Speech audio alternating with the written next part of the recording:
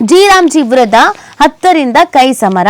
1.5 ತಿಂಗಳು ದೇಶದಾದ್ಯಂತ ನರೇಗಾ ಬಚಾವೋ ಸಂಗ್ರಾಮಕ್ಕೆ ನಿರ್ಧಾರವನ್ನು ಮಾಡಲಾಗಿದೆ. ನನ್ನ ನಮ್ಮ ಸಿಎಂ ಮತ್ತು ಡಿಸಿಎಂ ಕೂಡ ಪ್ರೆಸ್ ಮೀಟ್ ಅನ್ನ ಮಾಡಿ ಈ ವಿಚಾರಕ್ಕೆ ಸಂಬಂಧಪಟ್ಟಂತೆ ಅಂದ್ರೆ ಎಐಸಿಸಿ ಅಧ್ಯಕ್ಷರು ಮಲ್ಲಿಕಾರ್ಜುನ ಖರ್ಗೆ ಅವರು ಹೇಳಿದ್ರು, ಇದಕ್ಕೆ ನಾವು ಉಗ್ರವಾದಂತಹ ಹೋರಾಟವನ್ನ ಮಾಡ್ತೀವಿ, ದೇಶದಾದ್ಯಂತ ಕಾಂಗ್ರೆಸ್ ಕಾರ್ಯಕರ್ತರು ಈ ವಿಚಾರಕ್ಕೆ ಸಂಬಂಧಪಟ್ಟಂತೆ ಹೋರಾಟ ಮಾಡ್ತಾರೆ ಅಂತ.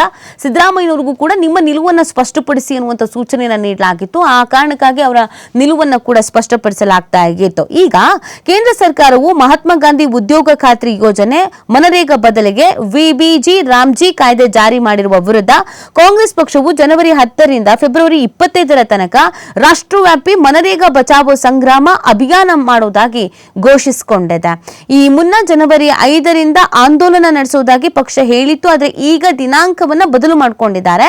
ಶನಿವಾರ ಜಂಟಿ ಸುದ್ದಿಗೋಷ್ಠಿ ನಡೆಸಿದಂತ ಕಾಂಗ್ರೆಸ್ ಪ್ರಧಾನ ಕಾರ್ಯದರ್ಶಿ ಕೆಸಿ ವೇಣುಗೋಪಾಲ್ ಮತ್ತು ಜಯರಾಮ್ ರಮೇಶ್ ಅವರು ಜಿ ರಾಮ್ಜಿ ಕಾಯ್ದೆಯ ಮೂಲಕ ಕೇಂದ್ರ ಸರ್ಕಾರವು ವಿಕೇಂದ್ರೀಕರಣದ ಬದಲು ಕೇಂದ್ರೀಕರಣ ಮಾಡೋದಕ್ಕೆ ಹೊರಟಿದೆ, ಇದಕ್ಕೆ ನಾವು ಹೋರಾಟವನ್ನ ಮಾಡ್ತೀವಿ ಅನ್ನುವಂತ ಎಚ್ಚರಿಕೆಯನ್ನ ನೀಡಿದ್ದಾರೆ.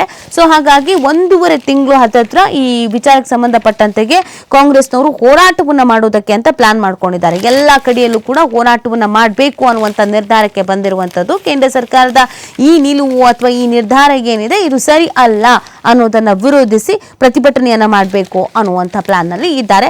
ಈ ಪ್ರತಿಭಟನೆ ಅಥವಾ ಈ ಹೋರಾಟ ಎಷ್ಟು ಮಟ್ಟಿಗೆ ವರ್ಕೌಟ್ ಆಗುತ್ತೆ, ಎಷ್ಟು ಮಟ್ಟಿಗೆ ಕೈ ಹಿಡಿಯುತ್ತೆ ಅನ್ನೋದನ್ನ ನೋಡ್ಬೇಕಾಗತ್ತೆ.